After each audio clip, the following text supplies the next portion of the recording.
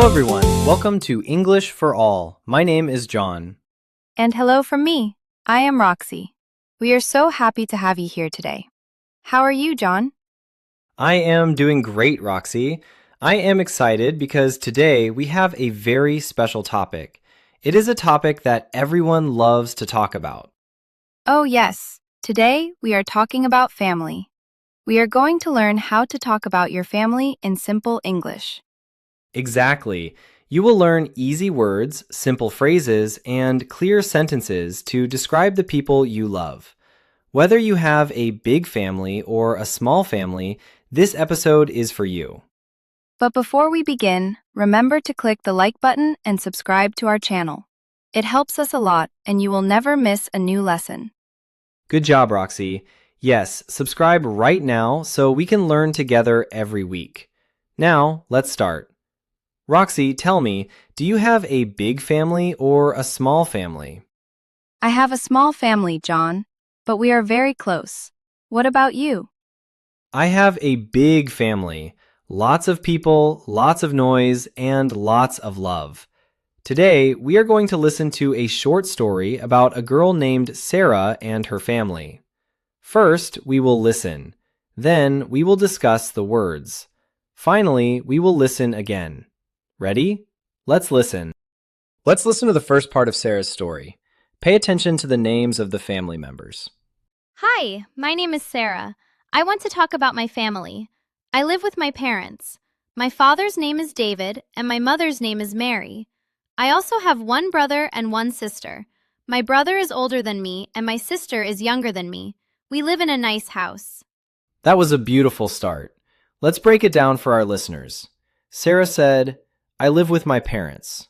Roxy, what does parents mean? That's a great question, John. Parents is the word for your father and your mother together. Instead of saying, I live with my father and my mother, you can simply say, I live with my parents. Let's repeat that together. Parents. Parents. Excellent. For example, I can say, my parents live in France. Roxy, can you give an example? Yes.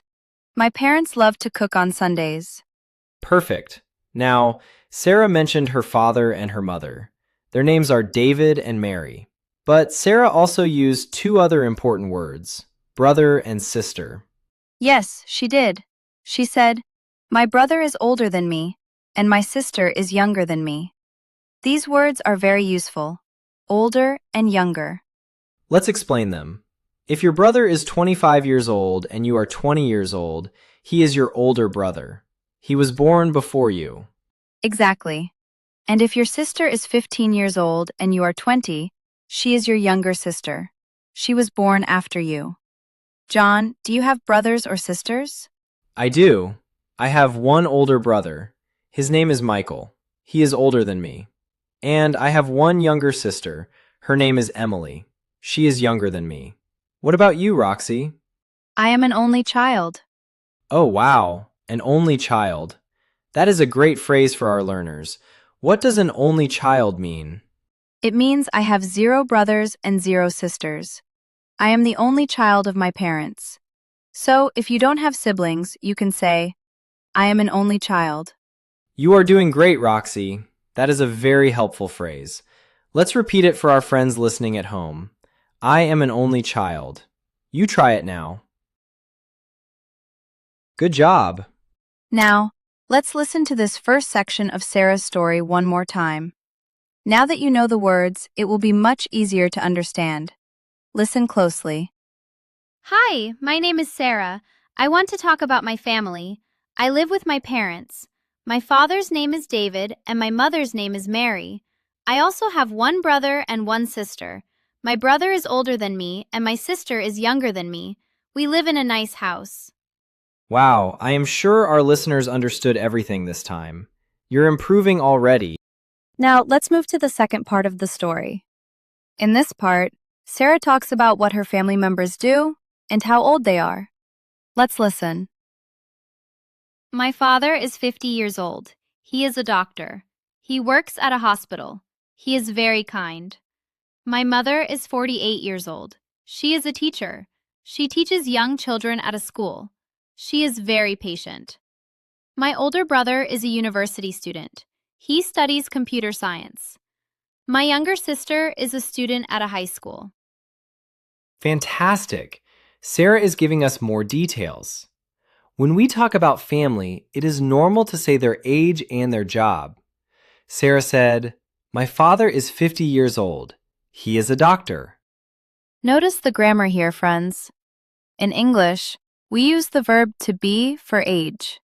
We say, he is 50 years old. We do not use the verb to have.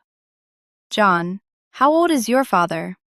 My father is 62 years old, and my mother is 60 years old. See? We use is for one person. He is or she is.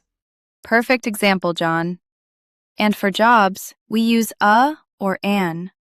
Sarah says, he is a doctor, and she is a teacher. Don't forget the everyone. You say, I am a sales professional, or he is a doctor. That's right. Sarah also describes her parents' personalities. This is excellent vocabulary for beginners. She says her father is kind and her mother is patient. Roxy, what does kind mean? Kind means nice, friendly, and helpful. A kind person likes to help other people. My quick example? My grandmother is very kind. And patient? Patient means you don't get angry quickly. You can wait calmly. Teachers need to be very patient because children can be difficult sometimes. That is so true. My mother is a very patient woman too. Now, look at the brother. Sarah says, my older brother is a university student. He studies computer science. Computer science is all about computers, programming, and software. Yes, and her younger sister is a student at a high school. In many countries, high school is for teenagers, usually from 14 to 18 years old. Great explanation. Let's do a quick review of the verbs used here. Sarah uses simple present tense. Is, works, teaches, studies. This is perfect A1 to A2 grammar. It is simple and clear. Yes, keep your sentences short. You don't need complex words to speak good English. Now, let's listen to the second part of the story again. Try to hear the words kind, patient, and studies. My father is 50 years old. He is a doctor. He works at a hospital. He is very kind. My mother is 48 years old. She is a teacher. She teaches young children at a school. She is very patient. My older brother is a university student. He studies computer science. My younger sister is a student at a high school. Wonderful. You are doing an amazing job listening today. Let's keep going. Family is not just parents and siblings. We also have grandparents, uncles, aunts, and cousins. Let's listen to how Sarah talks about her extended family. We also love to visit my grandparents on weekends. My grandfather and grandmother live on a beautiful farm. They have a big dog. Sometimes my uncle and aunt visit us too. They have a son. He is my cousin. We play football together in the garden. I love this part. Visiting grandparents is always wonderful. Let's look at the words. Grandparents is similar to parents, but it is for your grandfather and grandmother together. Yes, grandfather is your father's father or your mother's father. Grandmother is your father's mother or your mother's mother. Sarah says they live on a farm. A farm is a place in the countryside with animals and plants. It sounds very peaceful. Then Sarah says, sometimes my uncle and aunt visit us too. This can be tricky for beginners. Roxy, can you help us with uncle and aunt? Of course. Your uncle is the brother of your father or mother. Your aunt is the sister of your father or mother. Let's practice the pronunciation. Uncle, aunt. uncle, aunt. Perfect. And they have a son. Sarah says, he is my cousin. Yes, the child of your uncle or aunt is your cousin. It doesn't matter if it is a boy or a girl. We use the same word, cousin. That makes it easy. So, if my aunt has a daughter, she is my cousin. If my uncle has a son, he is my cousin. Exactly. Sarah says, we play football together in the garden. This is a great, simple action sentence. It shows a real-life situation. Let's practice a simple sentence for our listeners to try. Say it after me. I love my cousins. Great job. Let's try another one. My grandparents are old. Excellent. You are getting better every minute. Now, let's listen to the third part of Sarah's family story again. We also love to visit my grandparents on weekends. My grandfather and grandmother live on a beautiful farm. They have a big dog. Sometimes my uncle and aunt visit us too. They have a son. He is my cousin. We play football together in the garden. Beautiful. Now we know all the main family words. Parents, brother, sister, grandparents, grandfather, grandmother, uncle, aunt, and cousin. To finish the story, Sarah talks about what her family does together. This is about routines and family traditions. Let's listen to the final part. Every Sunday evening, my family has dinner together. My mother cooks a big meal and we all help to set the table. During dinner, we talk about our week. We laugh and share stories. I love my family very much. They are my best friends. What a sweet ending to the story. I love my family very much. They are my best friends. That is beautiful. Let's talk about the phrases here. Sarah says, every Sunday evening, my family has dinner together. Have dinner is a very common phrase. We use have with meals. We say have breakfast, have lunch, and have dinner. Sarah says they have dinner together. Together means with each other, in the same place. Yes, it's a wonderful routine. She also says, we all help to set the table. Set the table means to put the plates, forks, knives, and glasses on the table before eating. It's a very practical daily English phrase. Roxy, do you help to set the table at home? Yes, I do. In my small apartment, it takes only 1 minute, but I always do it before dinner. Excellent. And Sarah says, during dinner, we talk about our week. We laugh and share stories. The verbs are simple. Talk, laugh, share. These are all standard A1 to A2 verbs that you can use every day. Yes, and notice how she connects her ideas. She uses every Sunday, during dinner, and. This helps the story flow naturally without being too complicated. Absolutely.